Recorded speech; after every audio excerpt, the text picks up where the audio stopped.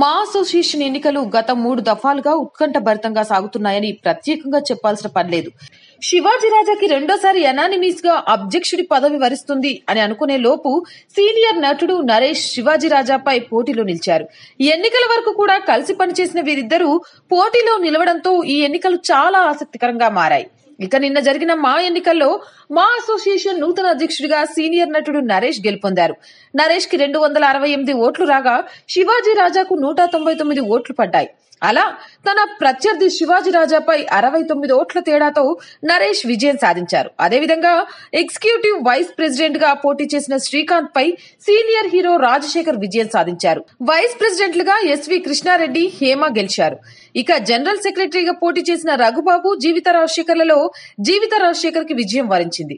Joint సెక్రటరీలుగా Gautam రాజు, శివబాలాజీలు, అలాగే ట్రెజరర్లుగా రాజీవ్ కనకాల గెలిచారు. ఇక వీరితో పాటు మా సభ్యులుగా అలీ, రవి ప్రకాష్, తనికెల భరణి, సాయి కుమార్, వేణుమాధవ్, పసునూరి శ్రీనివాస్ విజయం సాధించారు. ఓవరాల్ గా చూసుకుంటే నరేష్ ప్యానెల్ కి సంబంధించిన వారే ఎక్కువ మంది గెలవడం గమనార్హం.